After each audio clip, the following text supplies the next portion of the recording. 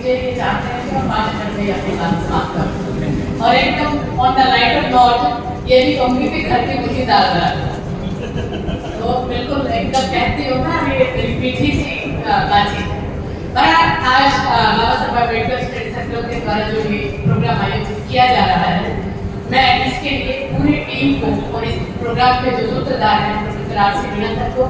बहुत धन्यवाद दी कि इन्होंने मुझे कॉलेज में ज्ञान बहुत सारी यादें मैंने यहाँ लगभग 13-14 साल आप सब छात्रों के बीच में मेरे जितने भी सहपाठी यहाँ बैठे हुए हैं, डॉक्टर प्रियंका, डॉक्टर चंद्रशेखर, ब्रह्म जी, तमाम लोग मेरे साथी करनान भाई, प्रोफेसर मीणा सर और तमाम यूनिवर्सिटी के कॉलेज के प्राचार्य को बाबा साहब अम्बेडकर की आगामी जयंती है हम जो रविवार को मनाने जा रहे हैं उसकी शुभकामनाएं। ये जो विषय है इस विषय पे बस मैं 2-3 बिंदुओं पर बात करूंगी क्योंकि ये जो विषय है इसके बहुत सारे पहलुओं को प्रोफेसर के.पी. सर ने और डॉक्टर गंगा साहब मीणा जी ने बहुत सारे बिंदुओं को आपके सामने समक्ष रखा है और बहुत विस्तार दिया है। तो इसलिए मुझे भी लगता है कि अगर इन बिंदुओं के बाद कुछ बचता है वो मैं रिपीटेशन करूँ, लेकिन जो विषय है उस विषय पर मैं जरूर ये कहूंगी कि बहुत महत्वपूर्ण विषय और तमाम वक्ताओं ने सभी ने ये माना है कि बाबा साहब भीमराव अम्बेडकर को जो एक सीमित संकीर्ण नजरिए से देखा जाता है उनका व्यक्तित्व ऐसा नहीं है। 2-3 बिंदुओं पर चर्चा करके मैं अपनी बातें समाप्त करूंगी। आपके पीछे एक पोस्टर लगा हुआ है, we are the Indians first and last, हम पहले भी भारतीय हैं और अंत में भी भारतीय हैं। मुझे लगता है कि जो स्टेटमेंट बाबा साहब भीमराव अम्बेडकर की है इससे बड़ा राष्ट्रभक्त राष्ट्रवादी हो ही नहीं सकता और राष्ट्र निर्माण की जो सबसे बड़ी भूमिका है यही से शुरू होती है। ये प्रसाद में मुझे याद पड़ता है जब मैं कैम्ब्रिज यूनिवर्सिटी में गई, मुझे पेपर पढ़ना था वैदिक living modern world contradiction and contemporary Indian society. तो जब मैं वहाँ कैम्ब्रिज यूनिवर्सिटी में गई और मैंने ये देखा उनके बोर्ड जो लगा होता है, जो आपने देखा होगा हमारे कॉलेज के बाहर भी लगा हुआ है, उस बोर्ड पर बाबा साहब भीमराव अम्बेडकर का उनके बारे में जो लिखा हुआ था वो लिखा हुआ था कि ये जो छात्र हमारे यहाँ से अध्ययन करके गए बाबा साहब भीमराव अम्बेडकर जो आज सिंबल ऑफ नॉलेज कहे जाते हैं, वर्ल्ड सिंबल ऑफ नॉलेज कहे जाते हैं, हमें अपने इस छात्र पर गर्व है। तो मैं ये कहूँगी कि वो जो पंक्ति जब मैंने वहाँ पढ़ी उस पंक्ति को देखकर जो मेरे अंदर से जो भाव अनायास आए वो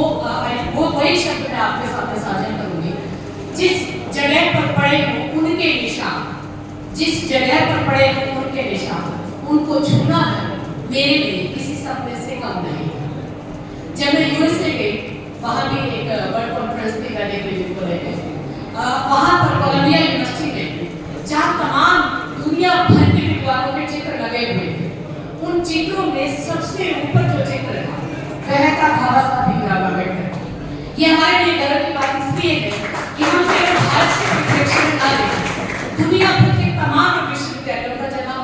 विश्लेषण करते हैं और वहाँ जब हम बाबा साहब भीमराव अम्बेडकर को सबसे शीर्ष पर बांटे तो ये अपने आप में ही एक गर्व का विषय होता है। इसलिए ये जो लाइन जो मैंने कही है आपके सामने कि उन जगहों को छूना कम से कम मेरे लिए किसी सपने से कम नहीं था, ये उस राष्ट्रभक्ति को दिखाता है जहाँ आज भी वर्तमान में जो लोग पढ़ने जाते हैं विदेश में वहाँ आराम से सेटल हो जाते हैं। बाबा साहब अम्बेडकर के पास भी ये बहुत अच्छा अवसर था, वो चाहते तो लंदन में, अमेरिका में, कहीं भी किसी भी विश्व में जाकर रह सकते थे, बहुत अच्छा जीवन यापन कर सकते थे। आप सब जानते हैं हमारे वक्ताओं ने भी कहा कि उनको 34 भाषाओं का 34 विषयों का ज्ञान था, 9 उनके पास भाषाएं थी, तमाम भाषाओं में उन्होंने लिखा जैसे तमाम वक्ताओं ने कहा। मैं बस एक छोटे से बिंदु पर ये कहूँगी छात्र होने के नाते मैं अभी भी अपने आप को छात्र ही समझती हूँ और बाबा साहब अम्बेडकर को कितने भी विद्वान क्यों ना आ जाए उनके ऊपर बोलने के लिए, तो उनके जो विषय, जो उनकी महानता है, उनके विषय जो है उन पर सुनना और बोलना हमेशा कम पड़ता है। तो इसलिए बहुत सारे बिंदु अभी भी अछूते हैं जिन पर लंबी बातचीत की जा सकती है। तमाम इन पहलुओं को जो हमारे वक्ताओं ने आपके सामने रखे हैं, उन पहलुओं के बाद भी एक इतना बड़ा अथाह समुद्र है बाबा साहब भीमराव अम्बेडकर के व्यक्तित्व का, जिस पर बोलना चाहे तो कम से कम 2-3 घंटे और बोला जा सकता है। और मैं चाहती हूँ कि आप बाबा साहब भीमराव अम्बेडकर को केवल जनते तक ना माने, मानने की बजाय उनको जानने की आवश्यकता है, उनको समझने की आवश्यकता है। उनके व्यक्तित्व का वो पहलू जो राष्ट्र निर्माण में बहुत बड़ी भूमिका जिन्होंने निर्वाह की, जिसका आपने पीछे पोस्टर लिखा हुआ है, इससे बड़ी राष्ट्र चिंतन की कोई बात नहीं हो सकती कि उन्होंने खुद ये कहा कि मैं पहले भी भारतीय हूँ और अंत में भी भारतीय हूँ। और मैं जरूर पहले कहूँगी वो ये कि जब राष्ट्र निर्माण की भूमिका की जब हम बात करते हैं उसमें जो ऐसे बिंदु थे, ऐसे पहलू थे जिसको हम डार्क सर्कल कह सकते हैं, उन डार्क सर्कल को जब आप समझेंगे तो आपको ये समझ आएगा कि उनकी निर्माण में कितनी भूमिका थी। और उस डार्क पहलू को समझने के लिए जो हमारे भारतीय समाज की जो संरचना रही, उस भारतीय समाज की संरचना में जीवित होते हुए भी मुझे एक छोटी सी बात अभी भी याद आ रही थी। जब हम यहाँ बैठे हुए थे, हम लोग भी छात्र रहे हैं, एक बात जब मुंह में जब पैदा होकर बाबा साहब अम्बेडकर बहुत भारी प्रसाद था, स्कूल में कोई भी विद्यार्थी उपस्थित नहीं होता, लेकिन वो तमाम झंझावातों को पार करते हुए पढ़ने के लिए वहां पहुंचे। और जब पहुंचे स्कूल में तो कोई भी विद्यार्थी वहां नहीं था, यहाँ तक कि वहां के अध्यापक भी वहां नहीं थे, केवल एक अध्यापक था और उनका नाम था अम्बेडकर, जो उनके टीचर थे, जो उनको पढ़ाते थे। उन्होंने जब ये देखा कि आज इतनी भारी बरसात में कोई भी छात्र उपस्थित स्कूल में नहीं है, लेकिन ऐसा छात्र जिसको शिक्षा लेने की इतनी लगन है, वो इतनी सारी चीजों को पार करते हुए विद्यालय में मौजूद है, तो जब अध्यापक ने इस चीज को देखा तो उन्होंने अम्बेडकर की तरफ, उस वक्त उनका नाम अम्बेडकर नहीं, बाबा साहब भीमराव का अम्बेडकर जिसको हम आज नाम से जानते हैं, वो जो अध्यापक था, क्योंकि उस वक्त का जो उनका गाँव था अम्बेडकर, वहाँ कर लगाने के पीछे एक ऐसी मान्यता थी, सभी लोग कर लगाते थे, आज भी वहाँ लगाते हैं। लेकिन जब उस अध्यापक ने जो अम्बेडकर के नाम से था, जब बाबा साहब भीमराव अम्बेडकर के अंदर वो लगन देखी और उन्होंने जब ये देखा कि तमाम जो छात्र हैं वो अंदर बैठ के पढ़ रहे हैं, लेकिन एक ऐसा छात्र भी है जो बाहर बैठ के पढ़ रहा है और बाहर बैठ के पढ़ते हुए भी वो मैथ के ऐसे सॉल्व करता है जो 5वीं 6वीं क्लास का विद्यार्थी जो 10वीं क्लास में जाकर सीख पाता है। लेकिन बाबा साहब भीमराव अम्बेडकर उस वक्त भी इतने मेधावी छात्र थे कि उन्होंने बाहर बैठे हुए उसकी व्यवस्था जो स्कूल की थी कि ऐसे अद्भुत समाज से जो आया हुआ विद्यार्थी है उनको बैठने की जगह ना मिली, उस व्यवस्था में जो बाहर बैठ के छात्र पढ़ा हो और वो अध्यापक जब उसने उस मेधावी छात्र को पहचाना तो ये अपने आप में शिक्षा की गुणवत्ता को देखते हुए न केवल राष्ट्र निर्माण में भूमिका का निर्वाह करता है, बल्कि उस शिक्षा व्यवस्था पर भी कहीं ना कहीं प्रश्न चिन्ह लगाता है कि हम एक अध्यापक जो राष्ट्र का निर्माण करता है, जो छात्रों का निर्माण करता है, जो छात्र भविष्य होते हैं किसी राष्ट्र के निर्माता के रूप में बन सकते हैं पूरे देश का भविष्य, राष्ट्र का भविष्य, ऐसे अध्यापक ने उस छात्र को पहचाना और बाद में उनको नाम दिया अपना, और ये जाने गए बाबा साहब भीमराव अम्बेडकर के नाम से। तो मैं ये कहूँगी कि जैसे वक्ताओं ने भी कहा कि ऐसे बिंदु जो बहुत अंदर से जोर देने वाले हैं, जिससे टूट जाता है कोई भी व्यक्ति, जिसको बार बार दुत्कारा गया, जहाँ उनको पानी पीने का अधिकार दिया, जहाँ फाइल जब जो ब्रिटिशर जो एजुकेशन की जो हाईएस्ट डिग्री थी, हाईएस्ट डिग्री लेने के बाद भी जब गायकवाड़ जी के यहाँ, महाराजा गायकवाड़ जी के यहाँ नौकरी करने आते हैं अपने तय बंद के अनुसार, तो उनको फाइल भी पैक कर देनी जाती है, उनको पानी पीने नहीं दिया जाता, उनको जो एक तरह से जो मूलभूत सुविधाएं किसी भी व्यक्ति को मिलनी चाहिए, उन मूलभूत सुविधाओं से भी वंचित किया गया।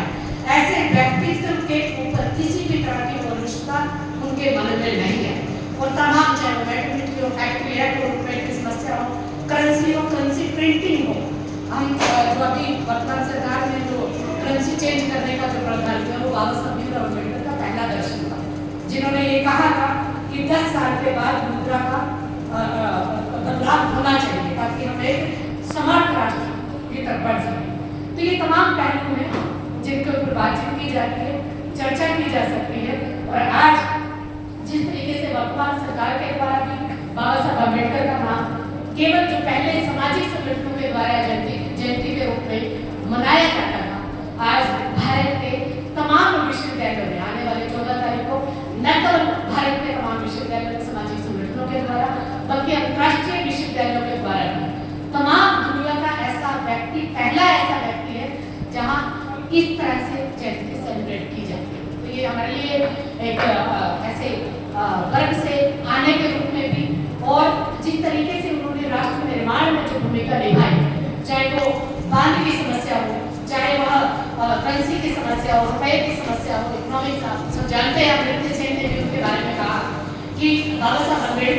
अर्थशास्त्र के रूप में मेरे लिए भी काम आए। तो इन तमाम पहलुओं को देखते हुए जिनके ऊपर एक लंबी चर्चा की जाती है, आज बेटर सर्कल के द्वारा जो मुझे आमंत्रित किया, मैं न केवल इस रूप में कि मुझे वक्ता के रूप में आपने बुलाया, बल्कि इस रूप में भी कि मैं यहीं की सींची हुई एक पौध हूँ। यहीं से भी मैंने अपने कार्य की शुरुआत की थी, जिसको तमाम चीज़ों को देखते हुए मैंने सीखा और आज मैं इंदिरा गांधी राष्ट्रीय संस्कृत विश्वविद्यालय में पढ़ाती हूँ, संस्कृत पढ़ाती हूँ। एक छोटा सा पहलू संस्कृत से याद आया सर, एक लाइन होगी सर। आप जानते हैं कि बाबा साहब भीमराव अम्बेडकर तमाम जो भाषाएं उनको आती थी, संस्कृत के भी वो उतने ही बड़े विद्वान थे और वो तमाम राष्ट्रवादियों में पहले व्यक्ति थे जिन्होंने जो हमारी जो पार्लियामेंट है, संसद जो है, संसद में खड़े होकर संस्कृत भाषा का समर्थन किया। बावजूद इसके कि उनको संस्कृत पढ़ने के लिए नहीं दी गई, इसके बावजूद भी उन्होंने ये समर्थन दिया कि संस्कृत भाषा को अगर तमाम लोगों तक पहुंचा दिया जाए तो राष्ट्र को निर्माण में, राष्ट्र को जोड़ने में इस भाषा के अलावा दूसरी भाषा हो ही नहीं सकती, चाहे पूर्व हो, पश्चिम हो, उत्तर हो, दक्षिण। संस्कृत भाषा के जो विद्वान, जो पंडित जिसको अपने आप को कहते हैं, उन बड़े बड़े पंडितों से भी ज़्यादा